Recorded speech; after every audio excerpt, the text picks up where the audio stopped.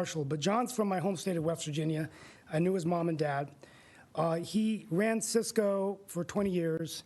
He took a company from 70 million to 47 billion, acquired 180 companies, and made 10,000 millionaires. And today he's a venture capital investor in California and an advisor to many nations, including India, on strategy, innovation, and technology. The whole purpose of this event is to hear from John on what an AI strategy is. How do local governments and companies use AI? What is going to be the strategy of the kinds of work that's going to be automated away, which he actually expects could be about 40% of jobs we know of today in the next decade. But there's a great opportunity of creating 15 million new jobs, many of those in startups. So I really wanted to invite the commissioners to come. He's speaking at 4 o'clock. It's a hybrid event. It's going to be at the Central Pine offices. I'll be sharing the information of the stream. We're also going to have a really good panel hosted by Tom Snyder at Riot, which is doing fascinating things in the Internet of Things of smart city space.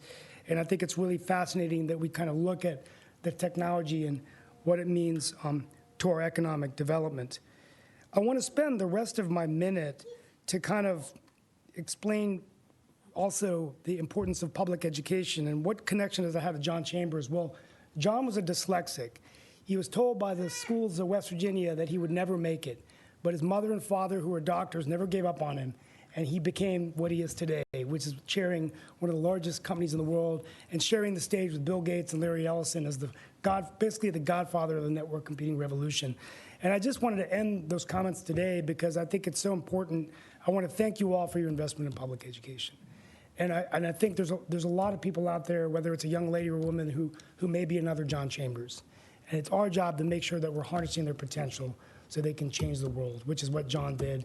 And he's such a game changer for the state of West Virginia. He's a mountaineer, but he did go to Duke briefly. So, but thank you all so much. Have a great evening and a great meeting, and right on time. Thank you. See you next week. Thank you, Councilor Rao. The next name that I have on my list is Maria Rosa Rangel. Welcome. Thank you.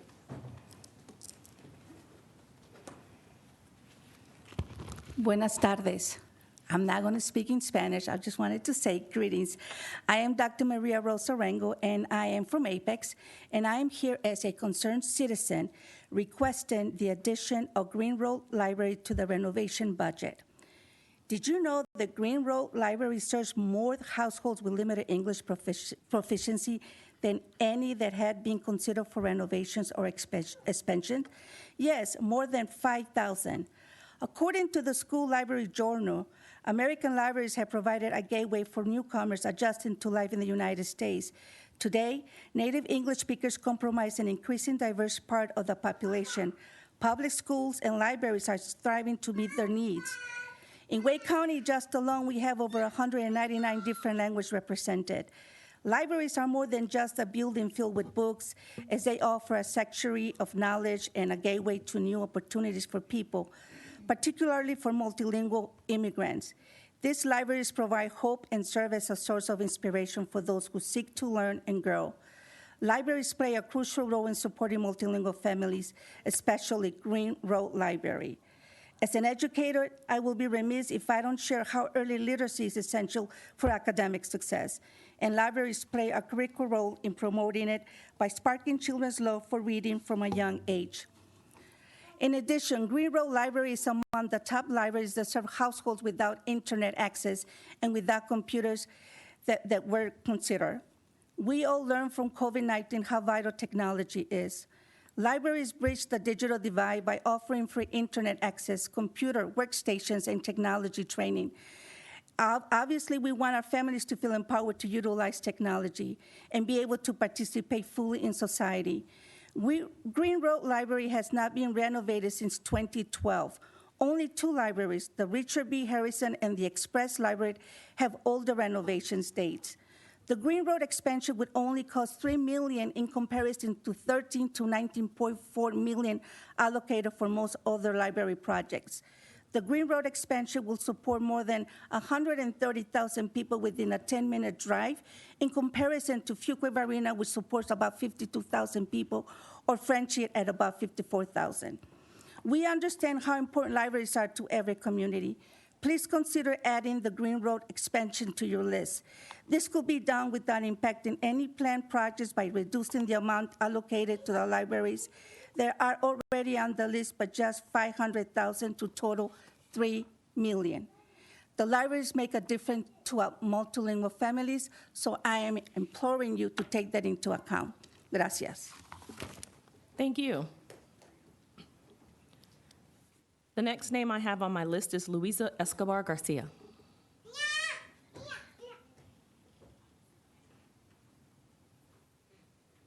Welcome.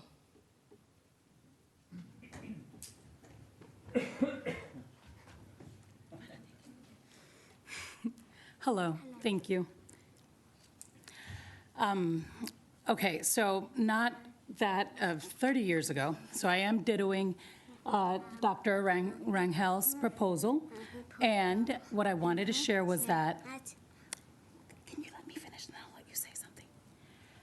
About 30 years ago, when my mom and I had first arrived to the US, in a library not too dissimilar to the library that we're talking about, she would sit and read books with me about this age that were in English, and she would read the stories to me in Spanish, guessing from the pictures and deciphering the words and playing out what the story might be. And I understand personally just how important that was to my development and my ability to do well academically, and would like to support this proposal. Amelia, can you just... Hey, buddy. Come on. Thank you. Venga, Fátima. Gracias. Quédate aquí parada. And I will make it as quickly as I can. So yes, having that opportunity to have access to a library that was available in my community within reach and a space where my mom and I could be safe made an enormous difference for my academic development, my ability to fall in love with books, and to have them available. And I wanted to come and make that emphasis here today, despite all this madness. What I did want to emphasize specific to Green Roads was that I saw the Green Roads Library mentioned several times throughout the PowerPoint presentation, speaking to the need specific in this very branch. And it was surprising to me that after it being mentioned throughout the presentation so many times, it was not one of the specific libraries that was allocated for an immediate repair. And so I was hoping that our advocacy and presence today could support that reconsideration and hopefully the proposals that Dr. Rangel has brought to the table to be considered. That is all. Thank you. Thank you.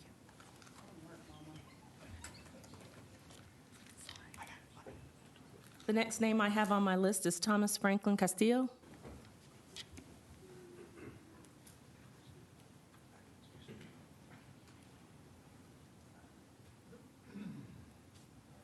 Welcome.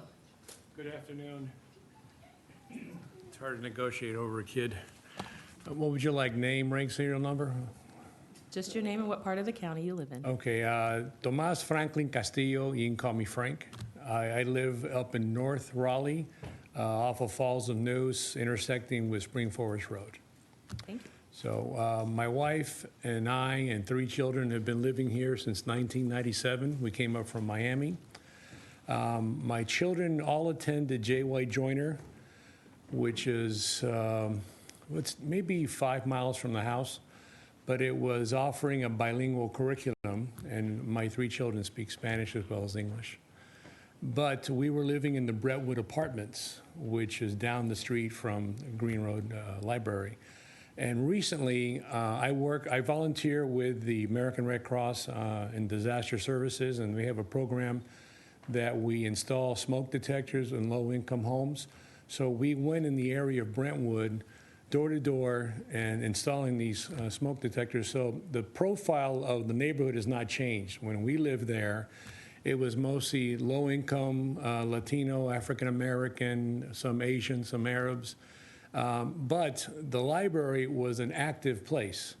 I took my children there. My 3 children read, and they still go to the library and get books.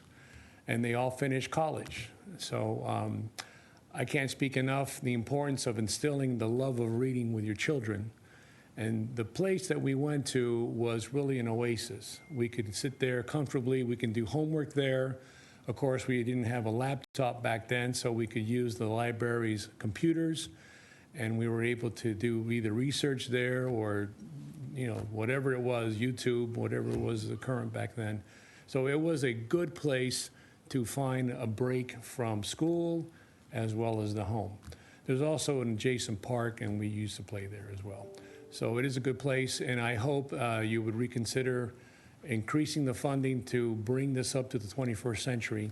There is a desperate need for being suitable in the community with computer savvy, and these people who are underrepresented, they desperately need to be brought into the 21st century. So, Thank you so much. okay, have a great rest of the day. The next name on my list is Maria Castro.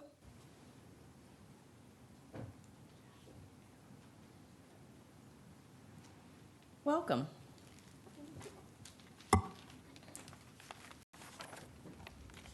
Hello, ladies and gentlemen. As a student and future mother of a Mexican-American boy, I would love to raise my voice to represent our beloved Latin community in North Carolina.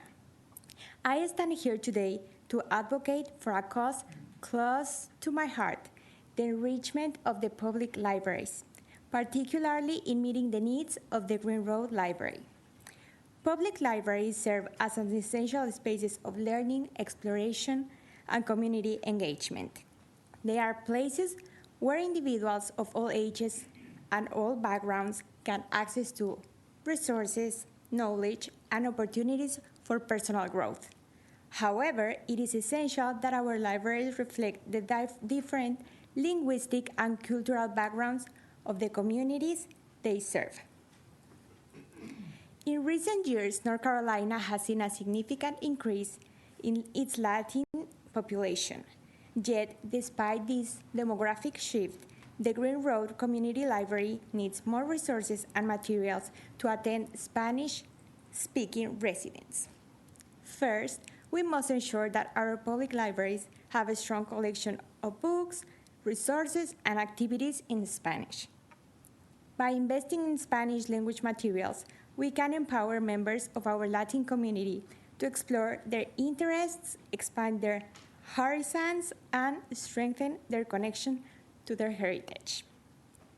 Moreover, we must recognize the importance of bilingualism in today's increasingly interconnected world. Research has constantly shown that bilingualism confers cognitive, academic, and socioeconomic benefits. In a state as diverse as North Carolina, fostering bilingualism is not just a matter of educational policy, but it's also an investment in our collective future. Therefore, investing in the library's development, which includes expanding Spanish language storytime programs, hosting cultural events and workshops, and partnering with community organizations to provide language learning resources will foster a bright future for our North Carolina children and adults. We can create a more inclusive and vibrant community where every resident has the opportunity to thrive. Thank you. Thank you. The next person that I have on my list is Laura Tiardo. Welcome. Good afternoon. Thank you for having me here today. Even though I do not live in Wake County, I have worked in Wake County public school system many years, and then I have been working, I'm representing the Centro para Familias Hispanas of Catholic Charities, who have been working with them for 16 years. I had the pleasure to partner with public libraries for 15 years. 15 years I spent at the Green Road Library, for I'm talking today on behalf of. I saw great growth in the Green Road Library. All the families that came to the dialogic reading program that we were offering at the library. Even though the majority of the families who came to my program were Hispanic families, we had other families with other backgrounds coming. Firsthand, I saw and I witnessed Green Road Library being very inclusive, welcoming to families, and it's in a spot that I say is priceless. A lot of families walk to the library. There's not many other libraries. I have been in many other libraries in the county, but in Green Road, families come, feel welcome. We were having the story time in a very small space, and Green Road Library deserve families deserve a bigger space where they come and they feel that they can learn, that they can bring their children to spend time with other families, because it's an unbelievably inclusive place to be. So I was blessed to be at the Green Road Library, to work hand in hand with all the people there at the Green Road Library. So I'm pleading, please consider to increase the budget for Green Road Library. Families deserve that. Green Road Library employees that work tirelessly for the community deserve that. I really, really appreciate that and hope that you really reconsider. Thank you so much for having me and for listening to all the people that talked today. Thank you. Thank you. The next person that I have on my list is Humberto Trejo.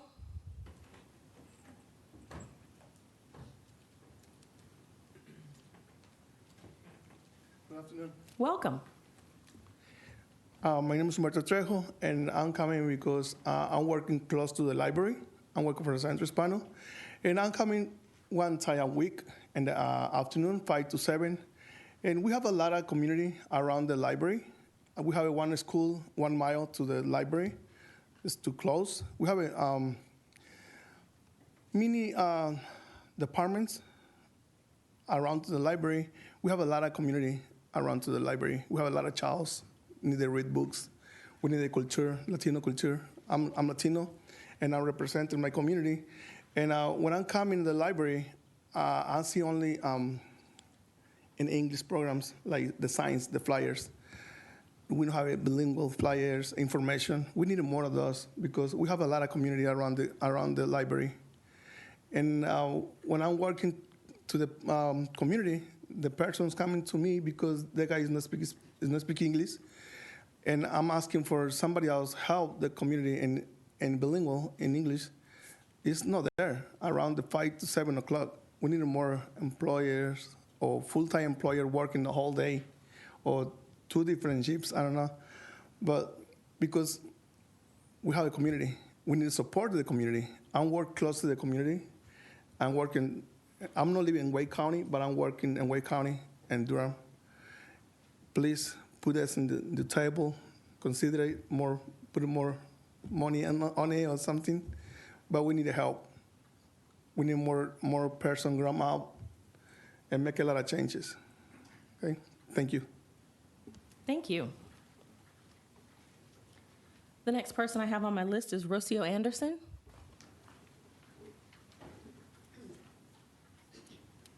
Welcome. Thank you. Good evening, everyone. Thank you for the time and the space and allowing us.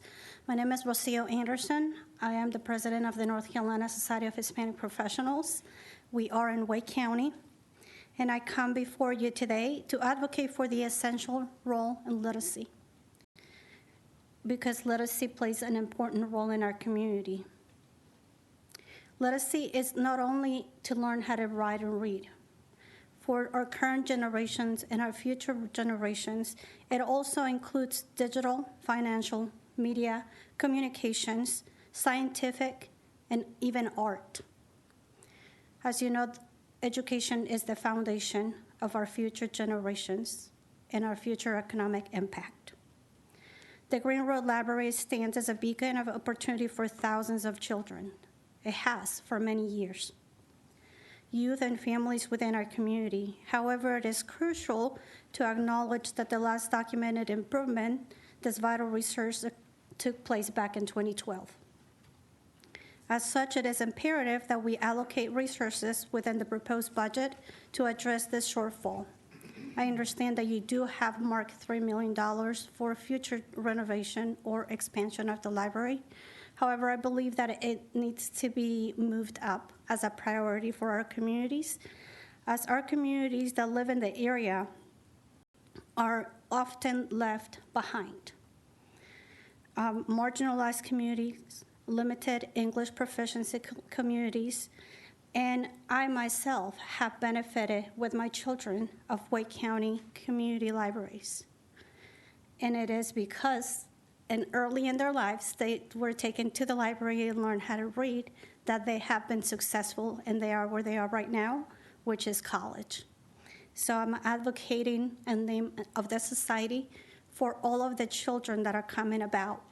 Kindergarten, pre-K, it is important for us to have those spaces open for those families that cannot drive long distances, and the space in the Green Road Library is not sufficient at the time, right now, and we need to prioritize that. It is worth noting that the impact of this initiative extends beyond the boundaries of our county, resonating statewide. By supporting the expansion of the Green Road Library, we affirm our commitment to fostering inclusivity and empowerment, particularly among those marginalized communities and LEPs. In conclusion, I urge you to consider the profound and lasting impact that investing in the Green Road Library will have in our community by allocating the resources and moving it up as a priority right now instead of down the road. Thank you. Thank you. All right, and the last name that I have on my list is Christina Spears. Welcome.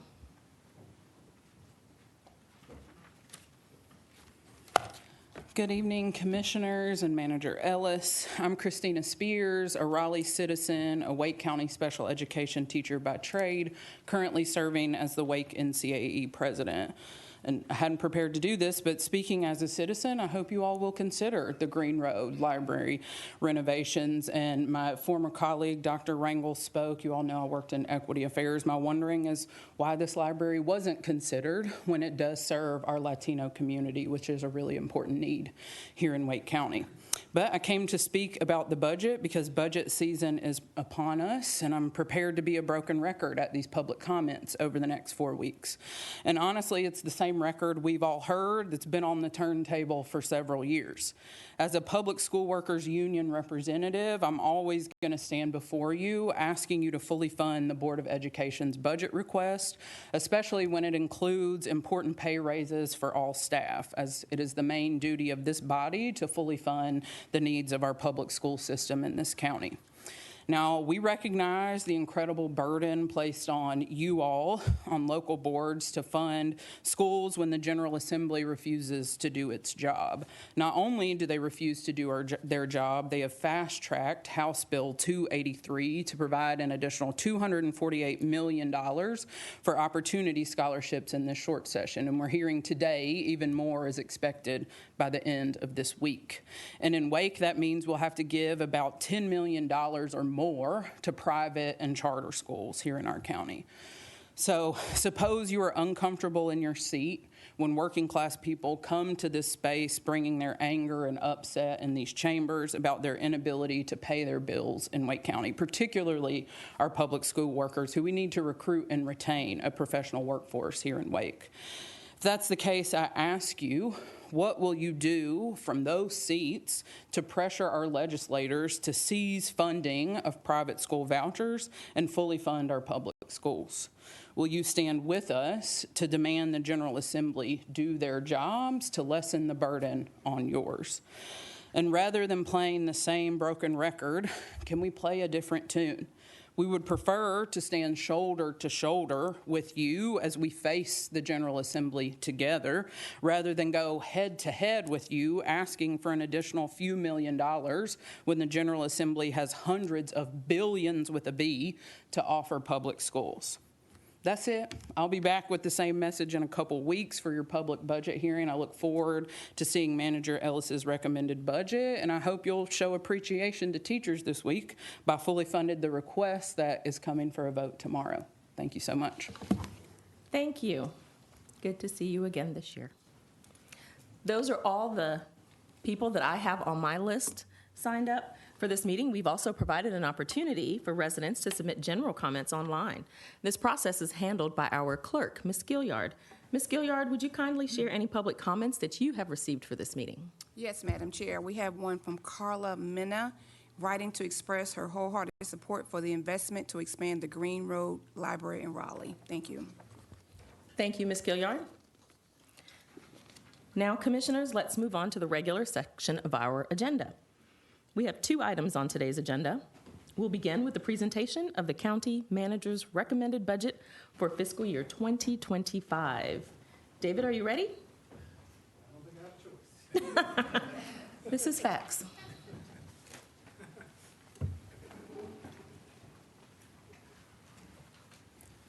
As Ms. Spears said, it's that time of the year again. So good afternoon, members of the board. We've got a meaty presentation, so I'm going to go ahead and get started. I'm pleased to present to you tonight a fiscal year 2025 recommended budget that aligns with the county's new vision statement. It represents our passion to serve our nearly 1.2 million residents and enhance their well-being every day. It includes proactive solutions for the challenges we face now and in the future as a fast-growing county.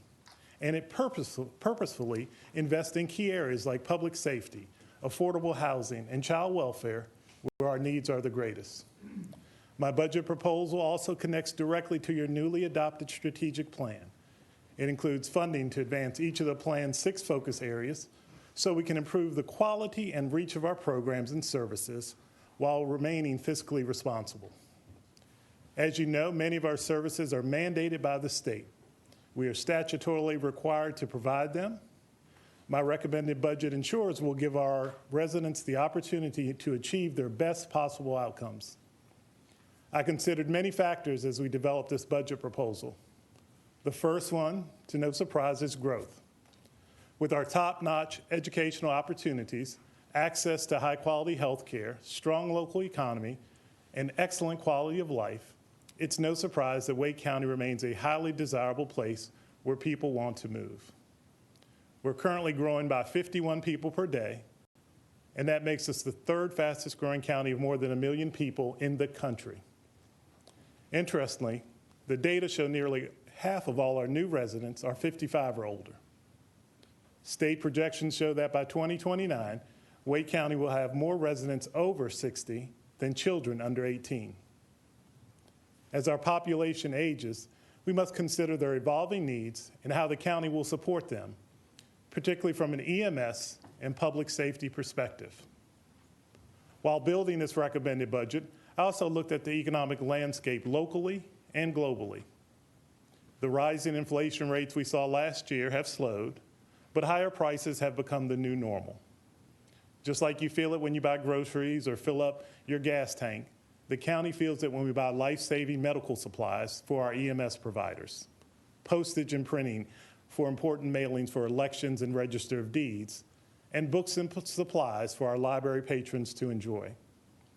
Beyond materials and services, it's also more expensive now to maintain county facilities, like aging courthouses and our parks and preserves approved through the 2018 bond. Sales tax revenue have continued to grow, but that growth is happening at a more moderate rate than you've seen in the past. We've officially moved beyond the pandemic. When infusions of federal funds increase shopping, we're now seeing a more measured consumer spending environment.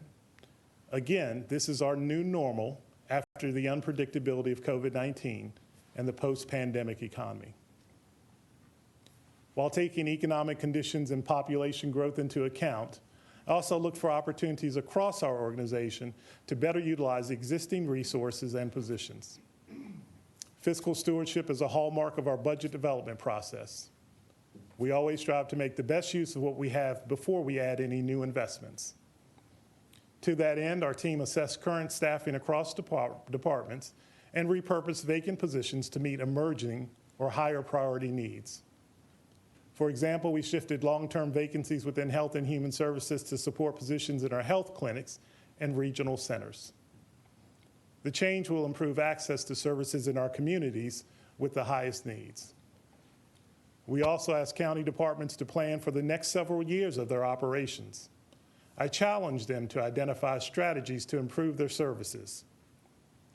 Looking ahead, this approach will ensure department priorities align with your strategic plan. It will also help us make purposeful, data-driven decisions to ensure the best possible outcomes for our residents. Public safety is a major component of this budget proposal. I firmly believe that it is the duty and responsibility of local government to protect its residents. We must provide an appropriate and timely emergency response to ensure our community is safe. That's why I recommend investing significant funding in FY25 in emergency medical services, fire services, the Wake County Sheriff's Office, and the City-County Bureau of Identification. As our population grows and our residents age, the demand placed upon Wake County EMS is greater. Providers respond to medical emergency calls across the county a record 133,000 times last year. Our projections show that we'll need to send EMS field staff out an additional 10,000 to 13,000 times in 2025. That's a 10% increase in just 2 years.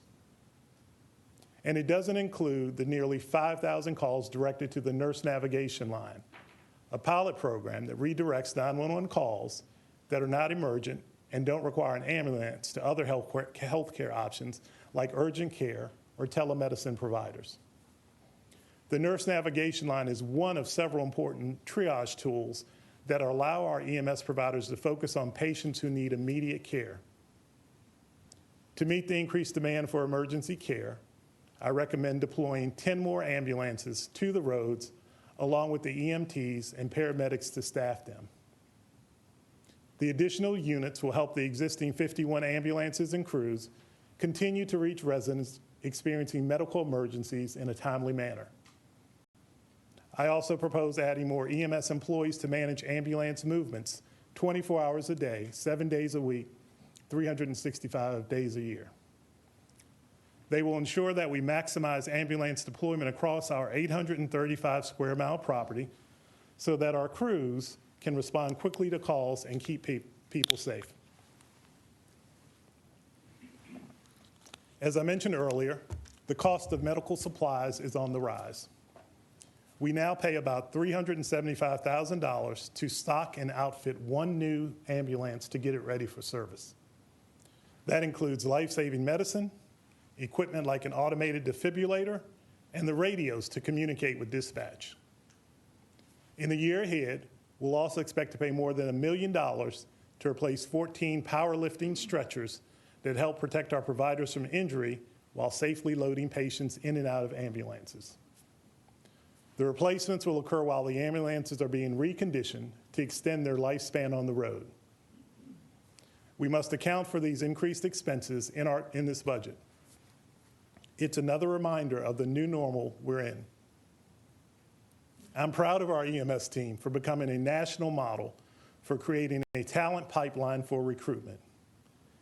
In 2022, the vacancy rate within our EMS department was at a historic high of 22%.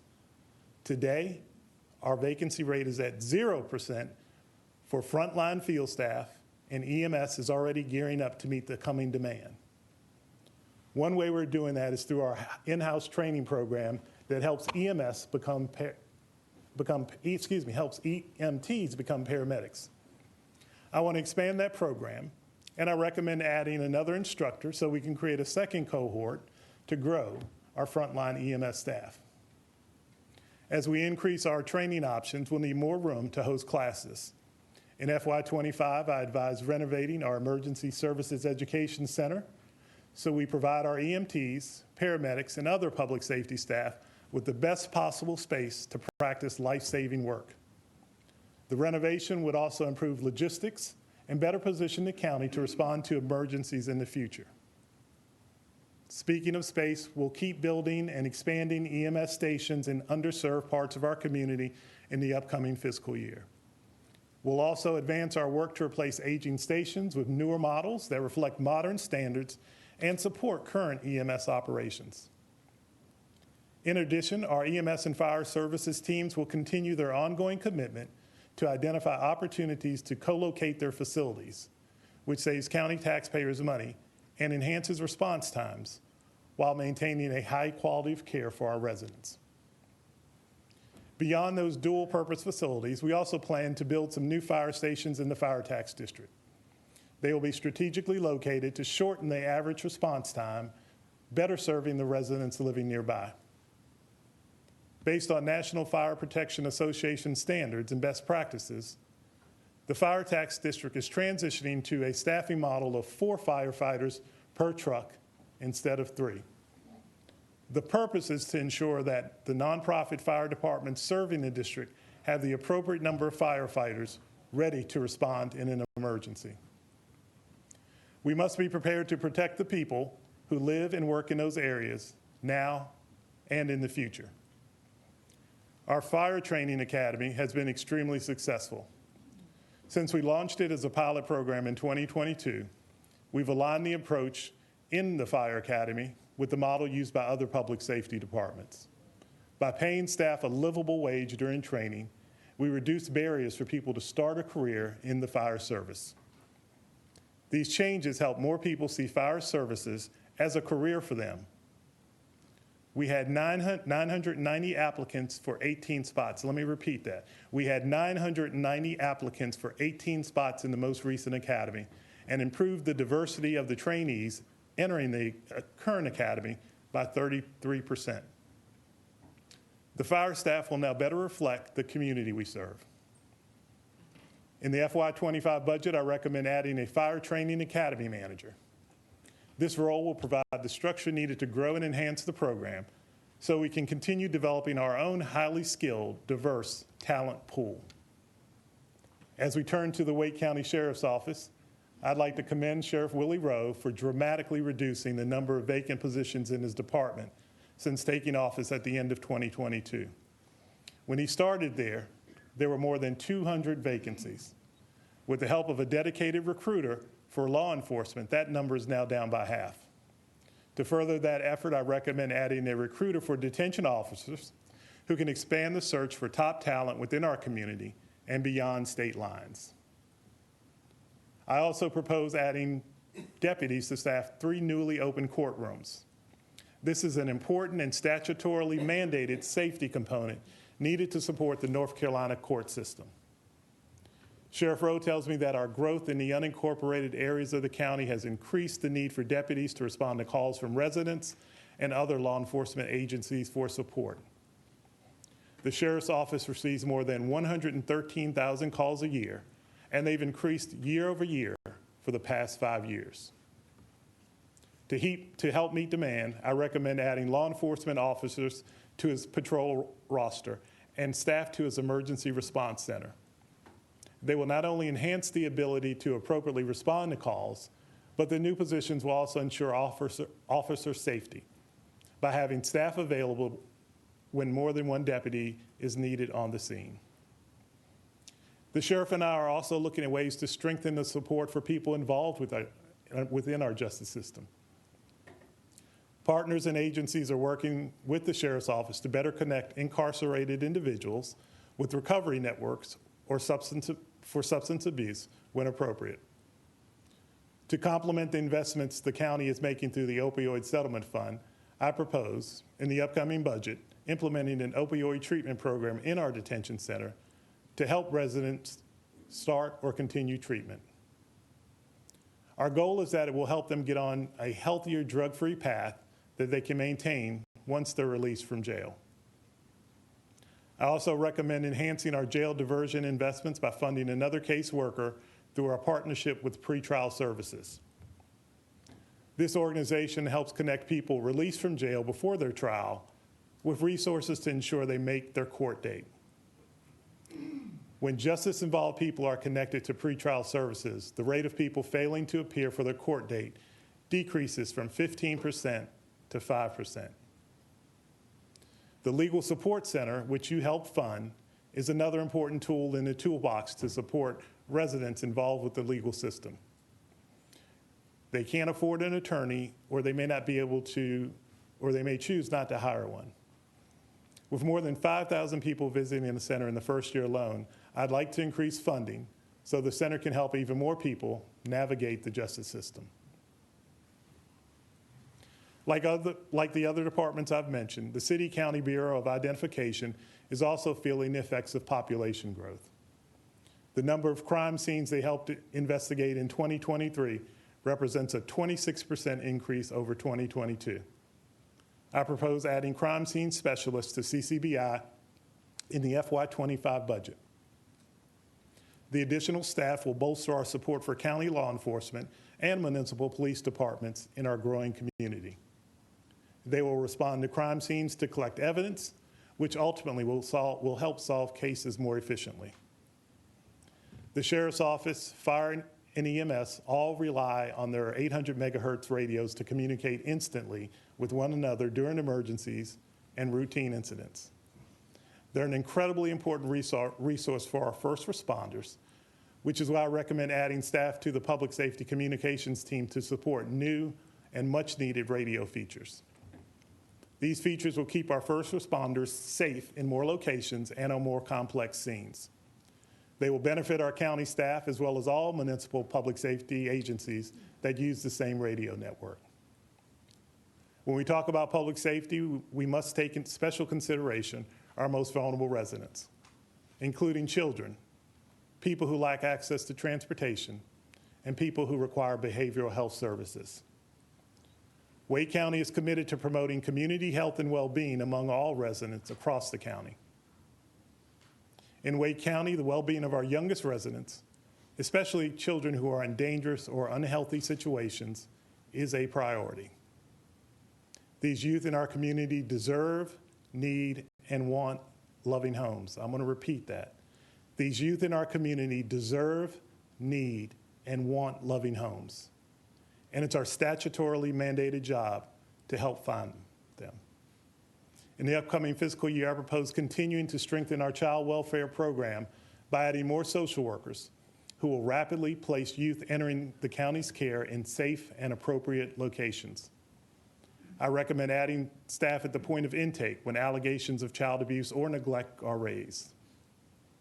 Making timely decisions during this process is important to protect the safety and well-being of children. When youth can safely stay in their current homes, these current staff will also more actively engage with families at risk to help them access preventive measures like parenting classes, counseling, or community support. This budget also adds kinship care social workers who will focus on placing children in our care with their relatives. Youth placed with relatives are nearly 20% more likely than those placed with non-relatives to find a permanent home. This is a best practice model that is proven to generate lifelong outcomes for our community's children. The pandemic had a significant impact on our foster care system, as you've heard. During COVID-19, Wake County lost nearly half of our foster families, and we still aren't back to pre-pandemic numbers. With 410 children needing placement and less than 100 foster families currently available, we just don't have enough homes to take these children in. We can and must do more. In this budget, I recommend adding positions so we can engage the community to recruit and train more people who could be amazing foster parents. I also advise investing in an additional $2.8 million in child welfare to enhance temporary placement and the accompanying therapeutic support and stability for children who aren't in appropriate care. They would remain in these temporary solutions until a permanent home is found. We've taken purposeful steps over the past year to protect children from abuse and neglect, help them avoid entering the foster care system, and connect them and their families with the right resources to thrive. We've used pandemic recovery funds to launch 2 new pilot programs in partnership with the Wake County Public School System. In FY25, I recommend continuing these pilot programs with federal funding. The first one, the Student Engagement Team, addresses social determinants of student health to improve attendance and grades while increasing engagement in school activities. It launched last fall and currently has nearly 40 families participating. The second pilot program is called Neighborhood Networks. Dedicated social workers provide students and families with personalized support aimed at building resilience and promoting family well-being. As of February, nearly 40 families are participating in this program. And I'd be remiss if I didn't mention our wonderful school nurses here as well. They are a critical conduit for children to get the health care they need. We'll add school nurse positions in FY25 to maintain our ratio of 1 nurse for every 2 schools. This will ensure every student has the help they need to manage known conditions and during unexpected illness or emergencies. As we look at how we care for our residents of all ages, we know the distance they travel to use our programs and services matters. People are more likely to take advantage of opportunities if they're close to where they live or work. We don't want a lack of access to transportation to be a barrier for anyone. That's why we're enhancing the spectrum of services and staffing we offer at our regional centers in FY25. These facilities are strategically located, so when someone gets a flu shot, needs help paying a utility bill, or they want to register to vote, it will be at the most convenient location for them. We'll blend our new and existing resources in our 5 regional centers to better support the residents where they are. Our hope is that the convenience will increase access and ultimately result in better outcomes for all. We're also focused on creating more positive outcomes through our investments within our local behavioral health system. We all know the impacts the pandemic triggered in an increase in mental health challenges worldwide. Global research shows that the prevalence of anxiety and depression alone increased 25%, and many are still wrestling with the instability these conditions cause daily. We contract with healthcare providers to support residents struggling with mental health issues and addictions.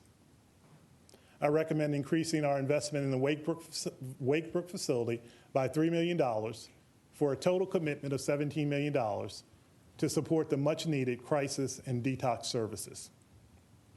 We're confident that new partners, Recovery Innovations, and WakeMed will provide excellent care to patients and help them find the right path to safety and stability.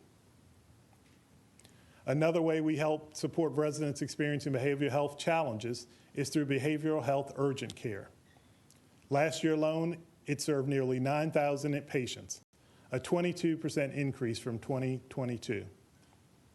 In the FY25 budget, I propose increasing funding to our partner, Monarch, to continue the recent expansion of hours the facility is open, Monday through Thursday until 10 p.m., and on weekends from 8 to 5. The recommended budget also continues to fund programs specifically focused on supporting children with behavioral health needs. We've seen success with the school-based mental health program and our efforts to provide behavioral health services to youth in foster care. We want to keep up that momentum and help more children move from struggling to thriving.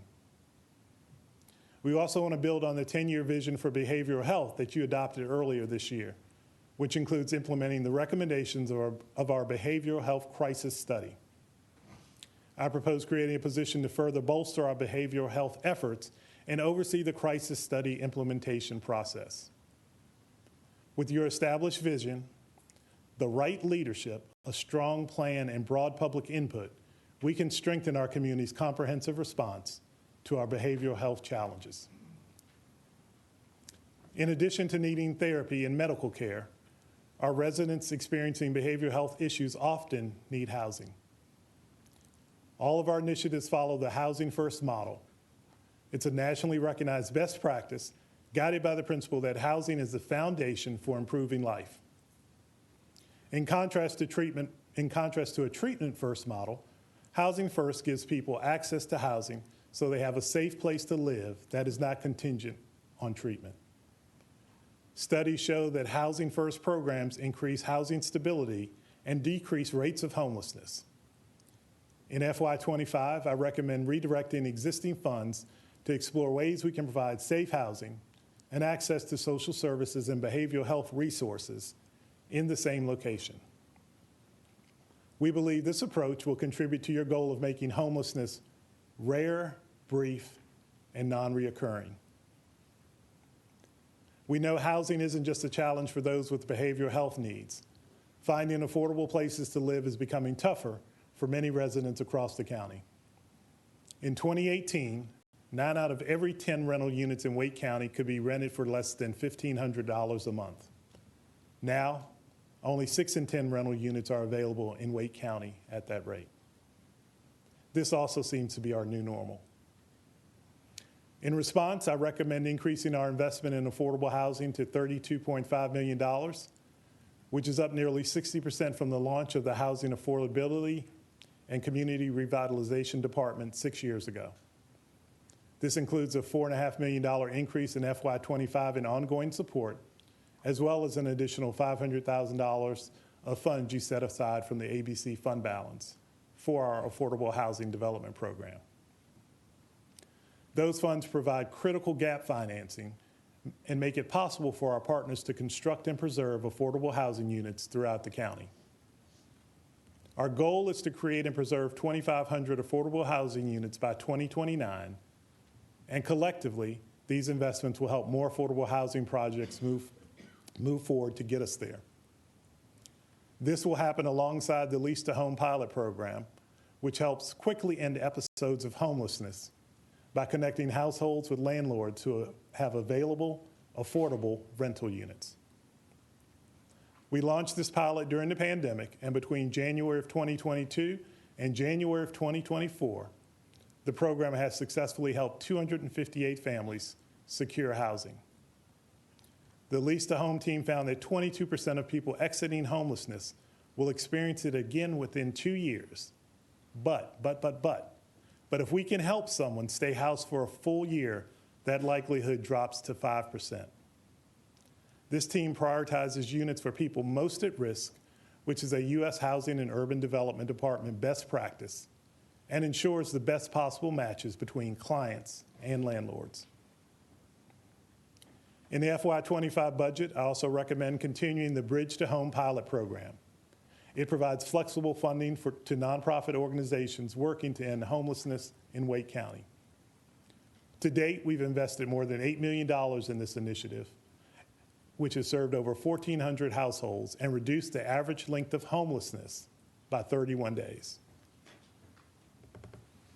As you know, Veteran Services is part of our housing department, offering many opportunities for collaboration and synergy.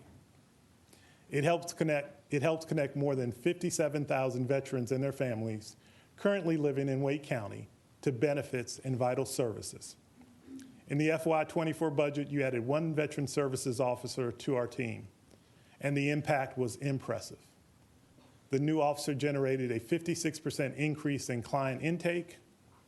During that process, veterans received assistance for filing claims for benefits, ordering military service records, and assessing community resources. In the FY25 budget, I propose increasing our number of Veteran Services officers from 4 to 5 so we can proactively serve residents in more areas of the county. This will also help us increase equitable access to the benefits our veterans have earned through their years of distinguished service. We know veterans reflect the diversity of our community and make great employees. And as part of our recruitment efforts, I'm proud to share that Wake County EMS has partnered with the U.S. Department of Defense on the Skill Bridge program. It helps active duty veterans who are being discharged and their spouses discover new careers after the military. With their passion for service and drive for excellence, veterans make dedicated EMTs and paramedics at Wake County. Veterans entering the sheriff's office as law enforcement or detention officers can receive incentive pay for military service. We hope these partnerships help encourage more veterans to apply for positions at wake.gov/careers. Looking at job opportunities more broadly, capillary workforce development is helping our residents build the skills and knowledge to fill jobs throughout the community, ensuring that we promote inclusive prosperity for all residents. I propose we continue 2 successful pilot programs in FY25. The first is Pathway to Entrepreneurship. It offers one-on-one support for people who are exploring starting their first business. The second is the NC Works Next Gen program. I want to expand it to provide young adults with career planning, education, and training to support economic mobility. Ultimately, these programs will help lower barriers to employment and increase employment opportunities. Voting is the foundation of our democracy, and it's our duty to hold safe and secure elections for our community. This November, hundreds of thousands of Wake County voters will head to the polls to cast their ballots. During the 2020 general election, Wake County had more than 794,000 registered voters.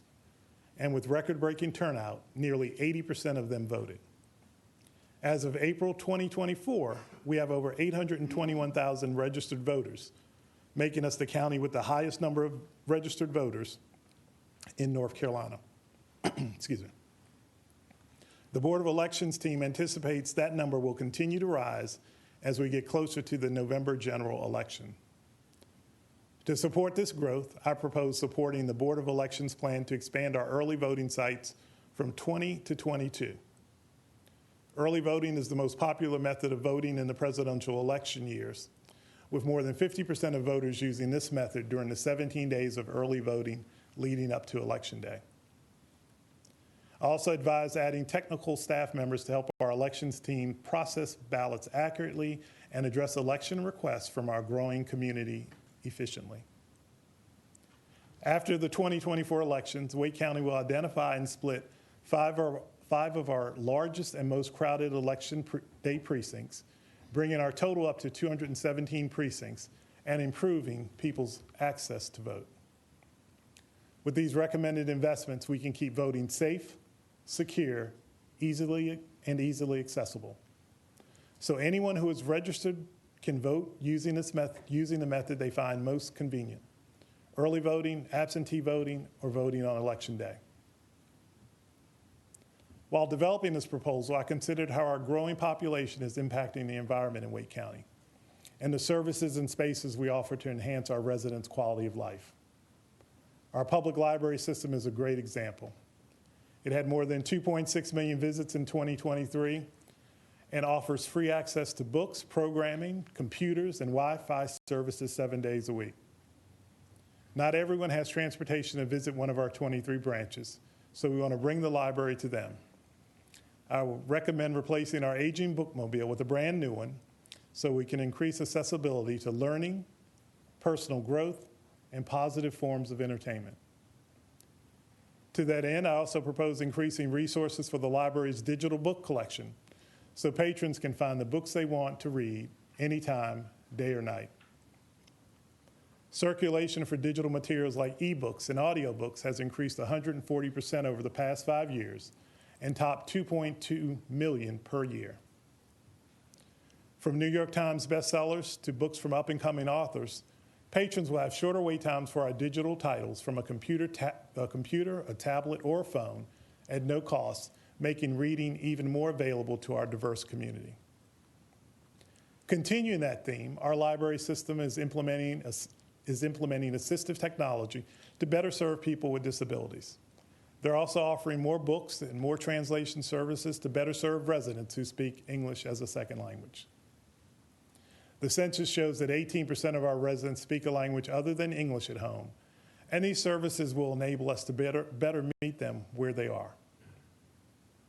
All these accessibility services will build on our work our libraries have already done to create inclusive and welcoming environments, including becoming the first library system in the state to earn a sensory inclusive certification from Culture City, the nation's leading nonprofit on sensory accessibility and acceptance.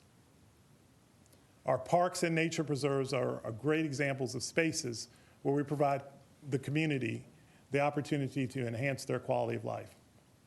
I'm excited that in FY25, we'll open our first park in 14 years. We plan to cut the ribbon on Beach Bluff County Park in southeastern Wake County this year, and my recommended budget accounts for the staff and resources we need to open the gates and officially welcome the public inside to explore the 300 acres of green space, take classes in the agricultural building, or play in the playground. In the summer of 2025, we'll open Kellum-Wyatt County Park. The 59-acre property is located near the border of Raleigh and Knightdale. It will feature 2.5 miles of trail, a community garden, a pond with a boat launch, and much more. In this budget proposal, I've included the investments needed to fully support transitioning this third-generation family farm into a community park open for all. Opening more parks in more parts of the county increases accessibility to nature, as well as educational and fitness opportunities for our residents. To further that goal, I recommend taking steps in FY25 to expand operating hours of our 3 nature preserves. Right now, the peak summer season is the only time they're open 7 days a week. We're working towards opening them every day in the spring, fall, and winter as well. Securing land for parks and nature preserves not only benefits our residents, but it's also good for our environment to protect green space amid significant growth, construction, and development. Following that theme, Wake County is planning for a 50-year water supply. We want to ensure the community has access to clean, abundant drinking water for decades to come. To support this effort, I recommend increasing the number of staff who manage erosion control inspections.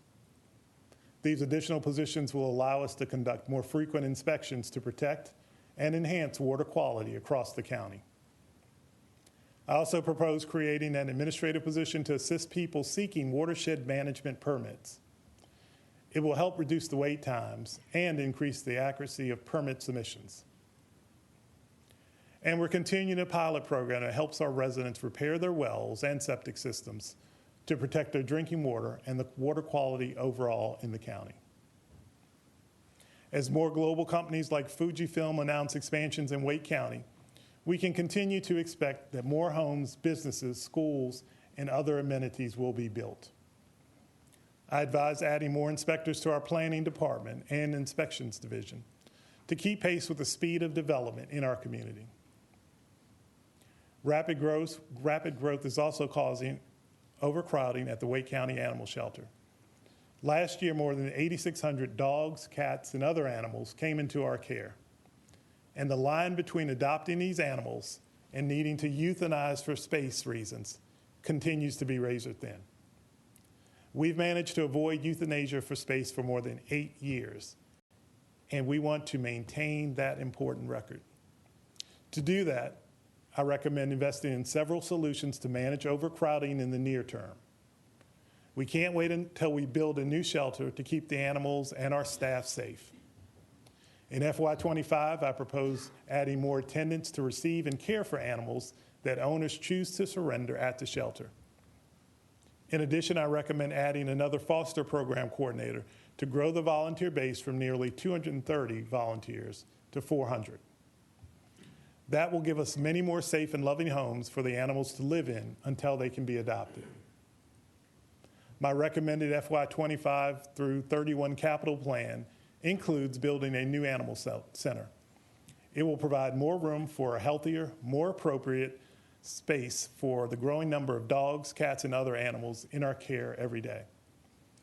The animal center is one of 191 buildings that Wake County must maintain. In all, we have more than 5 million square feet in our portfolio, and it's our responsibility to take good care of these facilities so they last as long as possible, making the most of the taxpayers' investment. As we built this budget, we looked at the county's infrastructure needs, both brick and mortar and digital. On the facility front, the price tag for maintenance increases as the county's footprint grows.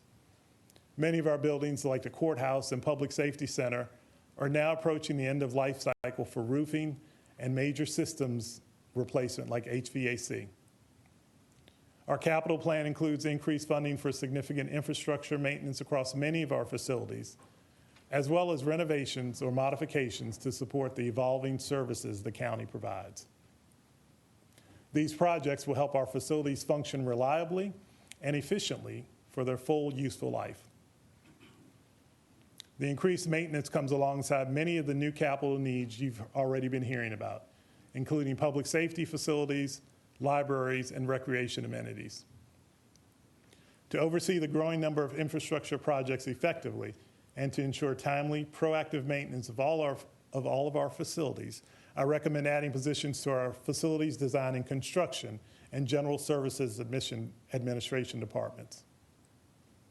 On the digital side, the county also upgrades software systems as they age. Replacing old software systems with modern ones can help the county interact with residents in ways that are more intuitive or provide better services. This budget proposal includes replacement software for our integrated library system so we can provide a better library experience for all of our residents. I also propose adding staff to our information services department, which will become information technology on July 1. These new IT positions will shore up support for our growing number of hardware and software applications. In addition, I advise increasing our investment in FY25 to keep our accounts and sensitive data safe. You've heard me talk a lot tonight about projects, programs, and services that we want to take to the next level. But we can't do any of that without our employees.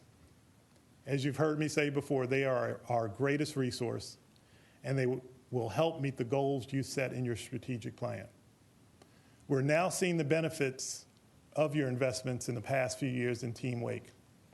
Our enhanced recruitment and retention efforts have helped reduce the vacancy rate from 14% to 10%. We're making progress attracting the best and the brightest and keeping them in our talent pipeline. To build upon it, I recommend adding more opportunities for professional development in FY25 to help staff grow their skill and expand their career horizons at Wake County. And I know you're all familiar with WakeWorks apprenticeship programs that you helped create in partnership with Wake Tech. Currently, our EMS department takes advantage of the program to attract people to the profession. Based on their success, I propose expanding apprentice opportunities to our inspections and skilled trade jobs in this budget. Like EMS, they can use the program to build pathways to meaningful technical careers in local government. Establishing a living wage for our employees was a hallmark decision by the commissioners in 2015, and every year since then, we've set the figure to reflect local housing cost and cost of living. In FY25, the living wage rate will be set at $21.78 an hour for employees working in authorized county positions. We'll build this increase into our market range compensation structure so we can continue to attract and retain frontline staff across the county. In addition to upholding our commitment to providing living wage, I want to further support our pledge to be a performance-driven organization.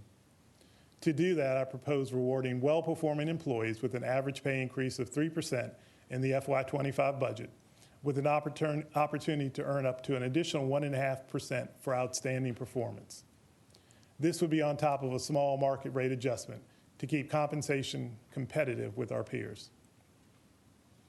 To support our growth within our organization, I advise adding staff to our internal-facing departments, such as human resources and budget. Building these teams will give us an even stronger foundation for public service so external-facing departments can deliver the services our residents want and need. We know the educational options available here are a key reason why people move to Wake County. We also know lifelong learning from pre-K to community college is vital to help our young people achieve economic stability and success in life. That's why I recommend investing significant funding in our education continuum in the FY25 budget. The board has a strong history of supporting early childhood education in Wake County. The budget maintains your support to Smart Start for NC Pre-4 NC Pre-K for 4-year-olds.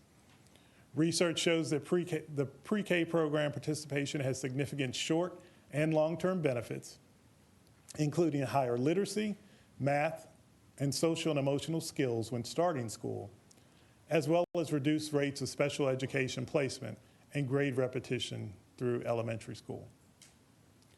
In FY22, the board envisioned opportunities for learning to start at an even younger age and provided funds to Smart Start to launch Wake 3 School, a free preschool program for income-eligible 3-year-olds.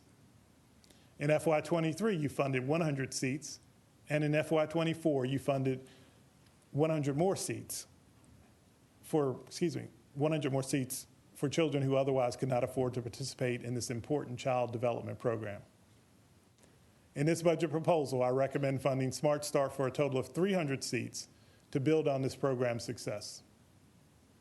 In total, I recommend increasing our funding for Wake County Smart Start by $2.5 million. It would bring our total investment in Smart Start to $7.7 million to prepare these students to enter kindergarten ready to learn.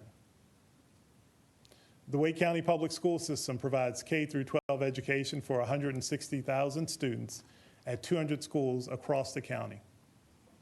From magnet schools and the early college program to athletics and the arts, Wake County Public School System engages and excites students about learning in a wide variety of ways. I recognize the critical role the school system plays in our community, which is why I propose increasing our funding to support their operations by $49 million. This would bring our total commitment to the school system's operations in FY25 to $693 million. That's an 8% increase over last year's adopted budget of $644 million. This operating funding is in addition to our planned $2.8 billion investment in the school system's capital program to build new schools and renovate the existing ones. We want to ensure all schools are equipped with the resources and tools students and educators need to foster learning in safe, welcoming spaces. Wake Tech is the largest community college in the state, educating more than 64,000 students at 9 locations throughout the county and online each year.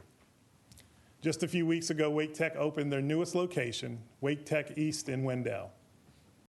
What a great learning opportunity it will be for students of all ages who want to enter public safety and biopharmaceutical fields.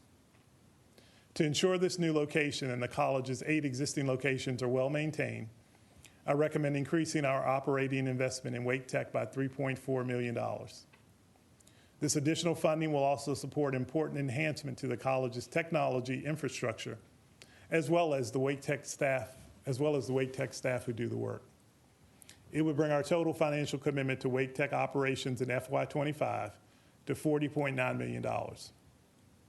My proposal continues to make strong investments in Wake Tech's capital improvement program, which totals $394.8 million over the next 7 years. This plan funds construction at 4 Wake Tech campuses, as well as maintenance and repairs at locations across the county, enabling the college to respond to the emerging needs in IT, healthcare, hospitality, public safety, skilled trades, and more. Overall, this budget proposal shows how important education is in Wake County. The recommended investments in operating and capital projects for Smart Start, Wake County Public Schools, and Wake Tech reflect the goals in your strategic plan and are so large that they comprise 54% of our entire FY25 budget. Our FY25 financial picture reflects the new normal we're in. Revenues are growing moderately, but they're outpaced by the growth in demand for mandated and important services. The cost of doing business has increased, and we have more needs as we work hard to serve our growing population. As of January 1st, 2024, our tax administration staff updated all the property values in Wake County. The revenue neutral tax rate, or the rate at which we would collect the same amount of revenue, including natural growth as before, would be 46.36 cents per $100 of valuation. Considering this and the needs of the county, I propose decreasing the current tax rate from 65.7 cents to 51.05 cents per $100 of valuation. Of that 36.3 cents will fund our operating expenses, and 14.75 cents will go towards our long-term debt and capital plans. To help put that into perspective, a resident who owns a $462,000 home, which is roughly the median assessed value in Wake County, will receive a tax bill of $2,358.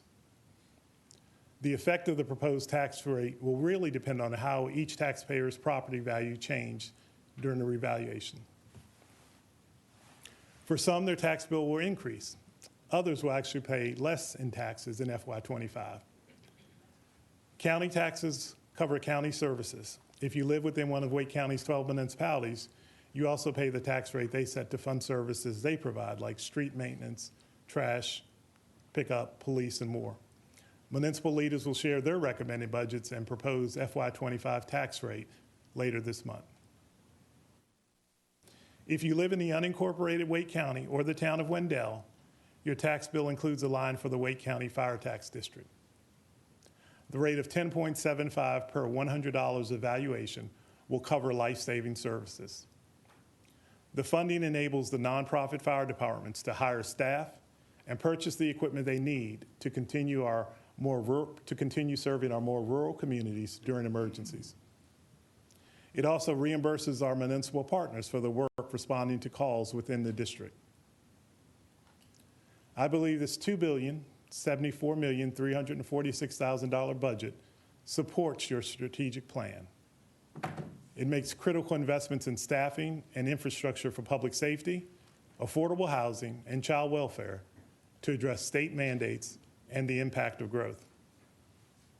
It also invests heavily in education, promotes environmental sustainability, and improves equitable access to parks and libraries, which contribute to our high quality of life. I'd just like to take a moment to thank the folks in this room who helped develop this budget recommendation.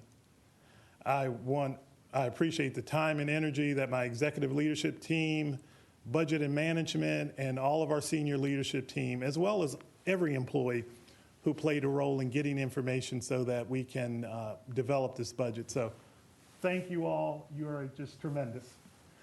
So I also want to take a moment and discuss next steps in our budget. So next steps in our budget. So we got a little technical difficulty. Just hold on one second.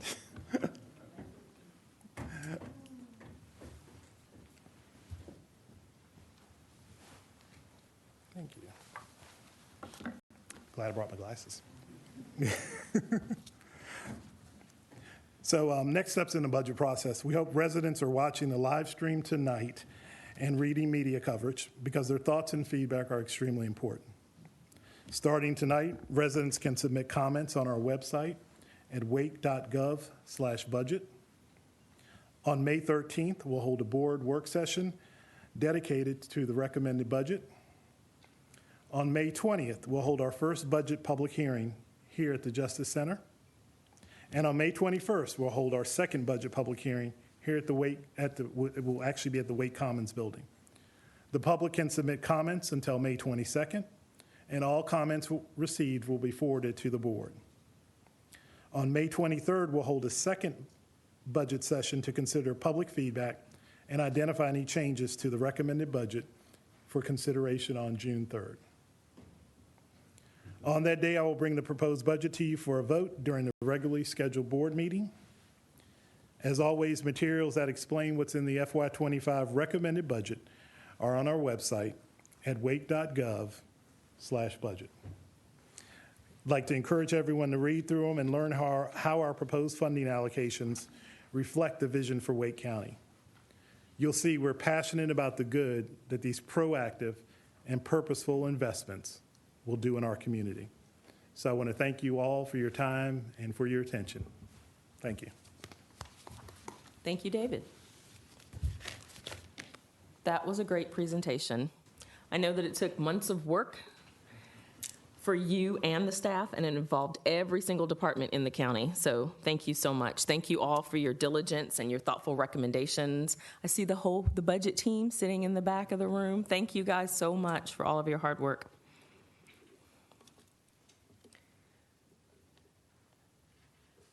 Mr. Attorney, there is a motion on, is there a motion that needs to be made? Yes, Madam Chair, it's a fairly extensive motion. I'm glad to read it, but if y'all have it in front, it needs to be moved and seconded and then passed by a majority of the board. Thank you. I just wanted to know the process. I'm happy to entertain a motion, commissioners.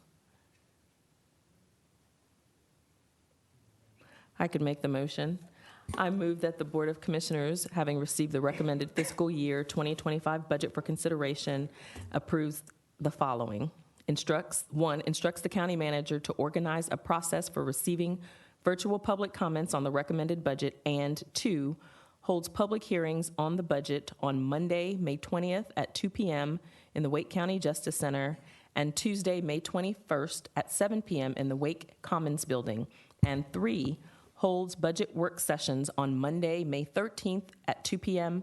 and Thursday, May 23rd at 9 a.m. in the Wake County Justice Center, room 2800. And number 4, considers the budget for adoption on Monday, June 3rd, during the Board of Commissioners' regular meeting, which begins at 5 p.m. Second. It's been moved and properly second. All in favor, please say aye. Aye. Aye. Any opposition? Hearing none, it passes unanimously. Thank you.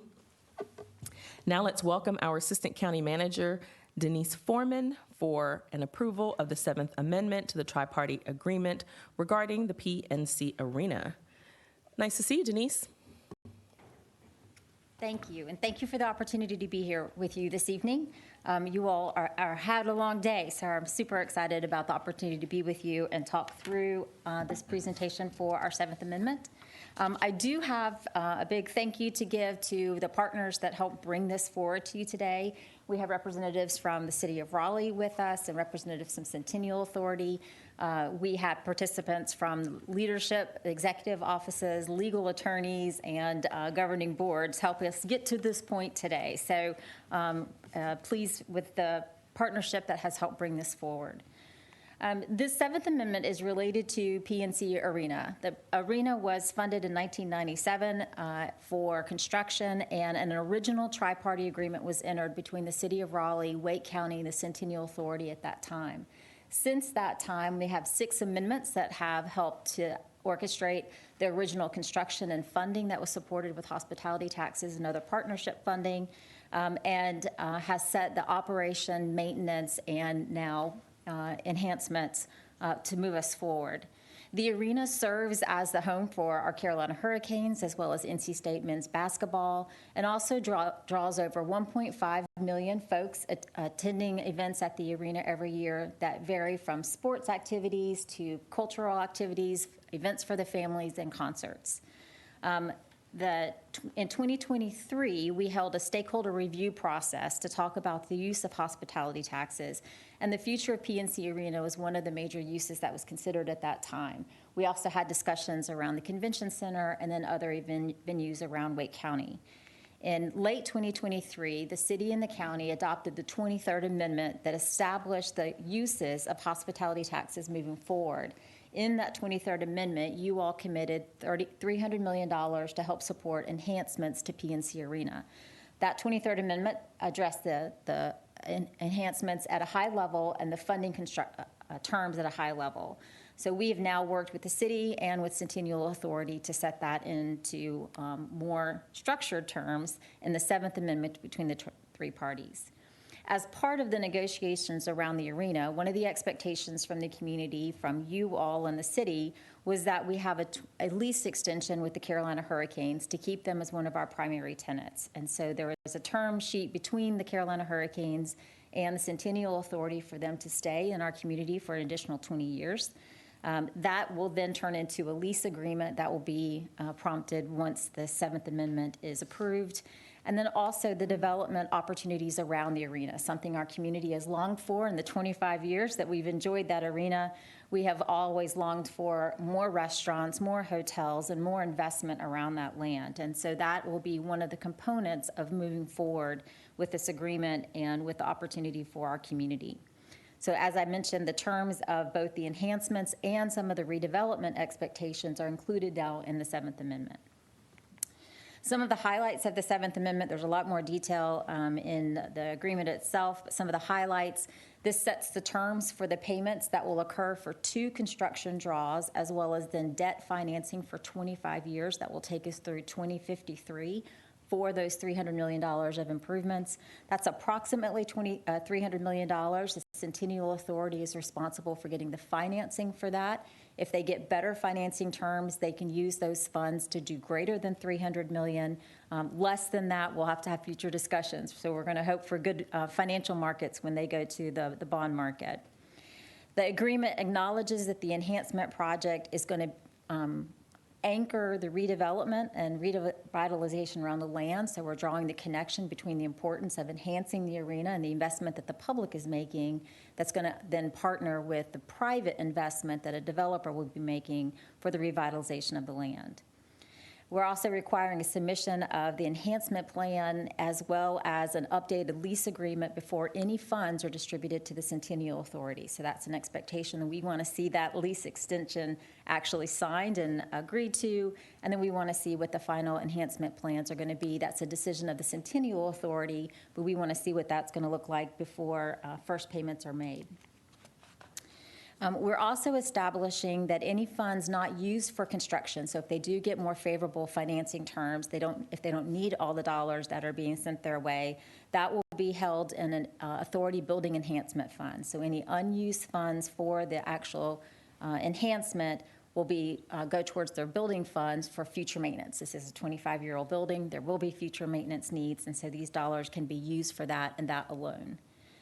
We're also establishing the expectation that in the arena redevelopment area, that any redevelopment that includes housing is going to include a 10% set aside for units that are affordable at 80% of the median income.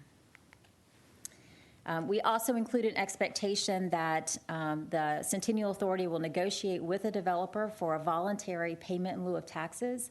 The land that development is occurring on is state-owned land, and so the land itself is tax exempt.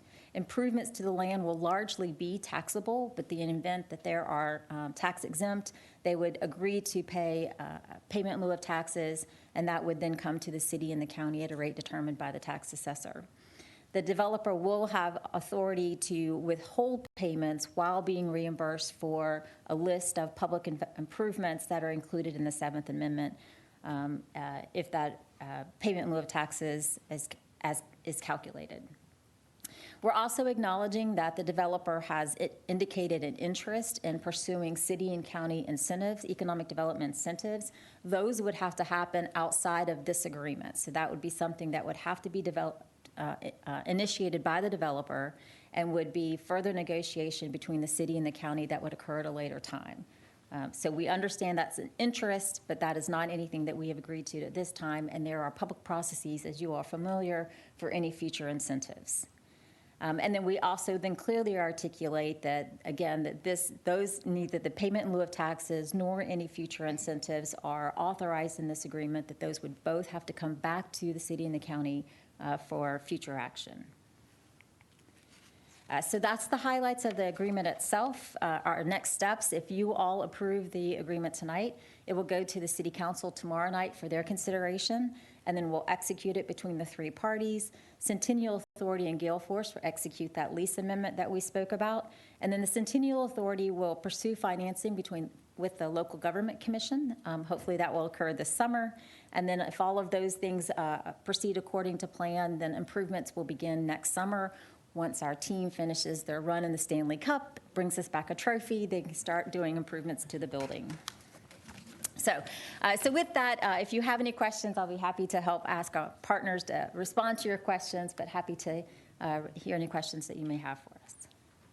Thank you so much, Denise. And it's really nice to see everyone from the Centennial Authority here. See Yvonne and Jeff and Pam and Perry and Phil Isley. It's very nice. Thank you all. Questions for Denise, commissioners? If there are none, I'm happy to entertain a motion.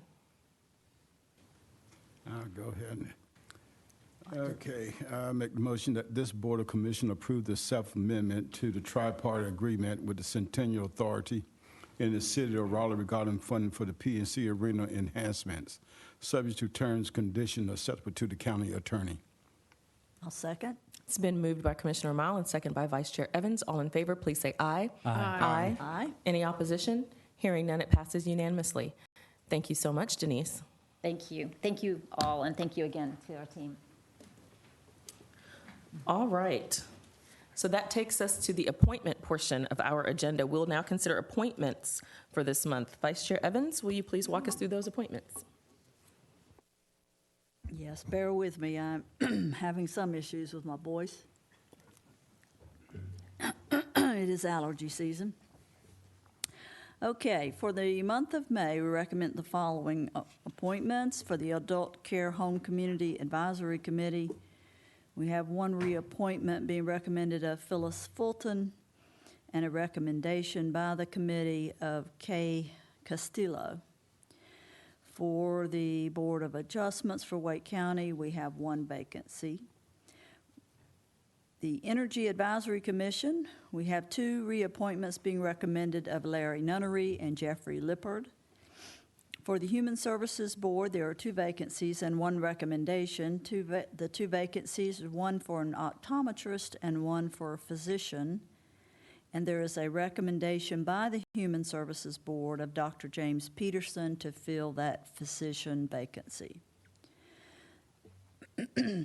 The Jordan Lake One Water Board is being added to our list of appointments. It is an external board with a mission to help Jordan Lake watershed stakeholders meet the shared goal of finding cost-effective, mutually beneficial solutions that protect our water resources. We, on the consent agenda, approved adding this board to our list of boards that we make an appointment to. They have requested that the Board of Commissioners add one commissioner to serve on this board and add one staff member to serve. And so we are recommending at this time Commissioner Don Mile will be the Wake County representative, and Nancy Daly will be the Wake County primary alternate as a staff person. The Juvenile Crime Prevention Council has two internal staff changes. They'd like to remove Darrell Blevins as the county staff designee and replace with Dwayne Holder, deputy county manager, as the new county manager designee, and Darrell Blevins will be appointed as a county designee member at large. The Knightdale Land Use Review Board has one term completion, and this is for someone in the ETJ, and they have one recommendation. So Stephen Hopper will be completing his term, and the town of Knightdale is recommending Lori Dickens to fill that ETJ vacancy with a term that will end February 28th, 2026. The Nursing Home Community Advisory Committee has two term completions and 7 reappointments. Term completions for Stephen Wilson and Clifton Lavenhouse, and reappointments for Carol Derenbacher, Ann Schick, Bennett Cotton, Sarah Lynn Raha, Sharon Singer, Marilyn House, and Sandra Dutch. The Wake County Water Partnership has 2 vacancies and 1 resignation. We have a vacancy for an environmental advocacy group representative and for a town of Rollsville representative. And there's also a resignation by Chris Glass from the town of Wake Forest representative. For the Wake Med Hospital Board of Directors, we have 1 reappointment being recommended of Blount Williams. And that is the list of recommended appointments for the month of May, Madam Chair. Thank you, Vice Chair. I'll take that as a motion for these appointments. May I have a second? I'll second that. Thank you, Commissioner Adamson. It's been moved and properly second. All in favor, please say aye. Aye. Aye. Any opposition? Hearing none, those appointments pass unanimously. Thank you so much. Vice Chair, could you please let us know which vacancies we'll have coming up for next month? This is a long list for June, so I'm not going to read all the names, but you will get this information shortly. But for the Agriculture Advisory Committee, there will be 6 reappointments. For the Board of Adjustment, we have the 1 vacancy to fill for Wake County Board of Adjustment. For the Capital Area Workforce Development, there'll be 7 reappointments. There's 1 resignation, 3 retirements, 3 recommendations, and 1 vacancy. And for the City of Raleigh Appearance Commission, there'll be 1 reappointment. For the City of Raleigh Planning Commission, 1 reappointment. Domestic Violence Fatality Review Team, 5 reappointments. Durham and Wake County's Research and Production Service District Advisory Committee, 3 reappointments. The Fire Commission will have 1 reappointment, 1 term completion, 1 promotion, 1 vacancy, and 1 recommendation. The Garner Planning and Appearance Commission will have 1 ETJ reappointment, and the Industrial Facilities and Pollution Control Financing Authority will have 2 reappointments. The Library Commission will have 3 reappointments. Wake Technical Community College Board of Trustees will have 1 reappointment. The Wake County Water Partnership will have 3 vacancies to fill, and there's 1 recommendation for 1 of those. The Wendell Board of Adjustment has 1 reappointment for an ETJ representative, and the Wendell Planning and Zoning Board has 2 ETJ reappointments. And that is the list of items upcoming for the month of June. Thank you. Thank you, Vice Chair. All right, now we'll move on to the manager's report. We have 1 item again this week. Manager Ellis is going to remind us about an exciting upcoming event. Manager Ellis? Thank you, Chair. I think I've got my voice back now. So on June the 8th, there will be a local government career fair. We're bringing together 40 local governments in the region, and we will have a recruiting fair there. We want folks to come and find out about the exciting positions and exciting ways that you can join a local government and make a difference in your community. It'll be June 8th from 1 to 4 at the McKimmon Center, and looking forward to seeing members of our community there, as well as staff from other counties and towns. So thank you. Thank you, Manager Ellis. And finally, let's move on to other business. Commissioners, would anyone like to report on any advisory or regional board news that they have? I know we recently had a District 9 meeting, so that's exciting. Glad to be able to have hosted that. Anything? All right. Other reports. Commissioners, does anyone have any other reports that they'd like to share at this time about things that have happened over the last 2 weeks? All right. Seeing none. Mr. Attorney, is there a need for a closed session today? No, Madam Chair. Thank you so much. Well, thank you, everyone. That concludes our agenda for today. The next regular board meeting is scheduled for Monday, May 20th at 2 p.m. Do I have a motion to adjourn? It's been moved. Second. And properly second. All in favor, please say aye. Aye. Aye. Any opposition to adjournment? All right. Seeing none, good night. Thank you.